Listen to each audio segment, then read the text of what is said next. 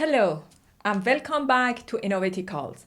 I am Professor Nikki Eshiaghi from RMIT University in Melbourne, Australia. If you are new here, don't forget to subscribe so you can stay up to date with all our latest episodes.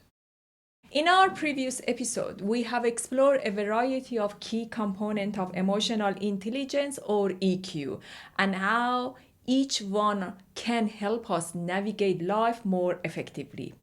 If you haven't watched those yet, I encourage you to check them out.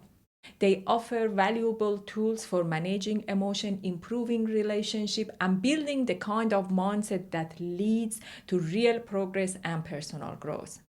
It is important to understand that emotional intelligence isn't just another interesting concept in psychology or self-help. It is a powerful, practical skill set that helps us stay focused on our goals, make better decisions, and enjoy a more fulfilling personal and professional life. When we develop emotional intelligence, we become better equipped to manage change, overcome obstacles, and seize new opportunities as they arise. In today's episode, we will be focusing on another essential aspect of emotional intelligence, social responsibility. This refers to our willingness to contribute positively to our community, and it involves being aware of how our actions affect others, acting with integrity, and showing genuine concern for the well-being of the people around us. Social responsibility is about more than being kind. It's about being actively engaged in making a difference, no matter how small, and understanding that our success is connected to the success of community we live and work in. Let's take a closer look at how developing this component of the EQ not only enhance our relationship, but also bring greater purpose and satisfaction to our life. While most employers, university, and workplaces still place a strong emphasis on IQ, valuing analytical thinking, problem solving, and academic performance, there is rapidly growing awareness of the importance of emotional intelligence or EQ. More and more organizations are recognizing that it is not just technical skill or intellectual ability that determines success, but also how well people understand themselves, relate to others, and contribute to a positive and productive environment. That shift is happening for a good reason. Unlike IQ, which is often seen as a fixed measure of cognitive ability, EQ reflects how we manage emotion, communicate, and behave ethically in social contexts. It plays a key role in teamwork, leadership, conflict resolution, and resilience, all of which are crucial in both academic and professional settings. While cognitive intelligence may help us solve complex problems or learn quickly, it doesn't guide our values or behavior. In that sense, IQ is amoral. It is a tool. Emotional intelligence, on the other hand, brings in the human element. It shows up how we treat others, how we handle pressure, and whether we act with integrity and care. This is where social responsibility becomes central. As a core part of EQ, social responsibility means being aware of how our actions affect those around us and making a conscious choice to act in a ways that support the well-being of others. It's about feeling connected to a greater purpose, whether it is within your community, your workplace, or society as a whole. And this is exactly what the Bible emphasized throughout its teaching, the importance of loving, caring for others. At its heart, it promotes compassion, kindness, and responsibility toward one another. Principles that align deeply with the foundation of emotional intelligence. Living with empathy and concern for others is not just a personal virtue, it's a way to build a stronger community and more meaningful lives. At a time when personal development is often framed as a path to individual achievement, it is important to remember that real emotional intelligence encourages an outward looking approach. It challenges us to grow in a way that not only benefit ourselves but also uplift those around us. That's what makes EQ so powerful.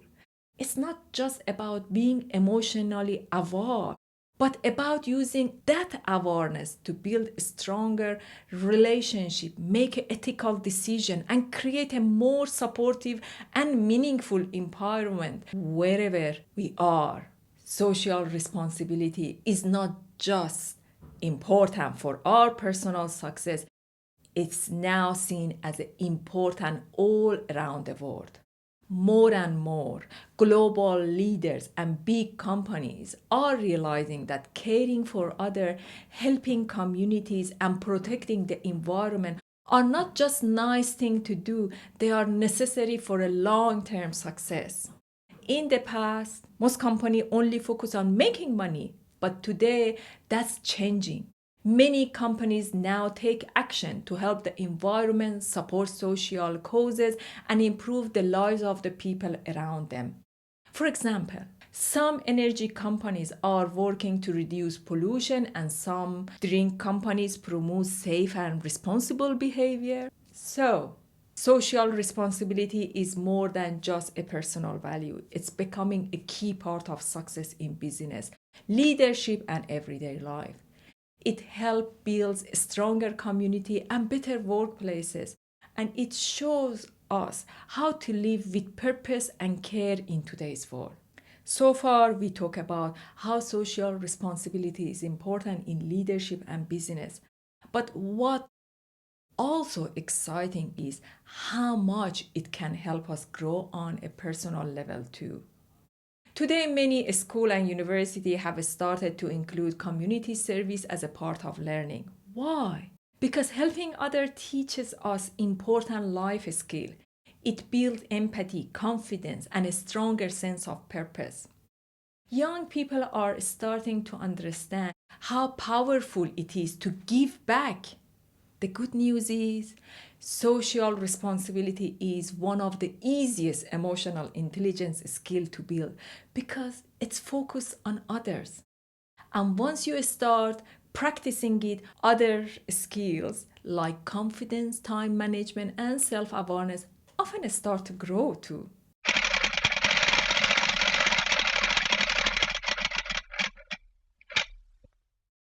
Let's look at the real life example. Fiona, a postdoctoral researcher, was feeling somewhat unfulfilled in her work. She decided to take a more active role in mentoring two postgraduate students, helping them with their research. As she guided them, not only did their progress improve, but Fiona also found her work more satisfying and meaningful. Her sense of achievement grew as she saw how her efforts were helping others. This created a positive collaborative environment where both Fiona and the postgraduate student were more motivated and the research dynamic became much stronger. It was a win-win situation for everyone. This is a common experience. When we focus on helping others, our own sense of fulfillment and satisfaction often grows.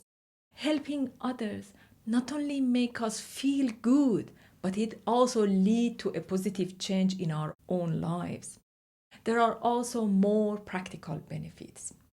A study from researchers at Oxford and Vienna showed that when people help others, word often spread. People around you start to see you as a kind and trustworthy, and they are more likely to help you in return, even when you least expect it. You can think of it like throwing a small stone in a water. The ripples you create can go much further than you imagine.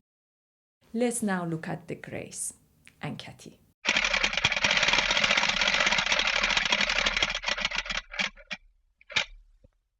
two postgraduate students in environmental engineering. Grace spent almost all of her time working hard on her research, but often felt isolated and burned out. Cathy, on the other hand, worked just as hard, but she also made time to volunteer for environmental cleanup program, an outreach project with local communities.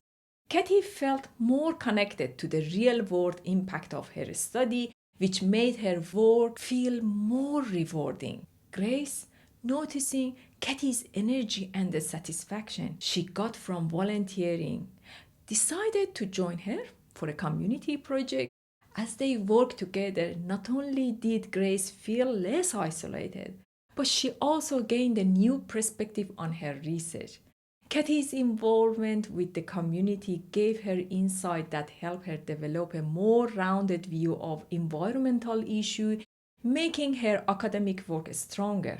In addition, Cathy's volunteering led to valuable connection with professionals in the field who later helped her with the research opportunities and career advice. Both Grace and Cathy became more confident, motivated, and successful, both in their personal lives and their academic pursuits. In the end, social responsibility doesn't just help others, it helps us grow too. By helping others, we gain more meaning in our own lives, find new opportunities, and become stronger in the process. Social responsibility is a topic that deserves our full attention, and we want to make sure we give it the time it truly deserves. It lies at the very heart of Innovaticalls, and it is the reason why this channel exists. Our mission is to empower young researchers, students, and professionals at all stages of their career by providing valuable insight and support. We aim to create a community where everyone can uplift one another, finding not just career success, but also personal satisfaction and fulfillment. That's why we will be continuing this conversation in the next episode, diving deeper in real-life examples, offering more actionable tips, and showing how you can integrate social responsibility into your academic work, research, and daily life. I hope today's episode provided some valuable takeaways. If it resonated with you, make sure to subscribe and hit the notification bell so you won't miss any of our future episodes.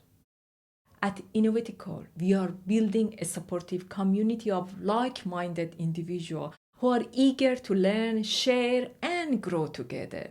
We believe in helping each other by exchanging real-world experiences, skill, and knowledge, ultimately ensuring that we all thrive, not just in our career, but in our personal lives too. We would love to hear from you. Feel free to drop a comment below, share what you have learned, your thought, or any question you might have. Thank you for watching, and I look forward to seeing you in the next episode. Take care and goodbye.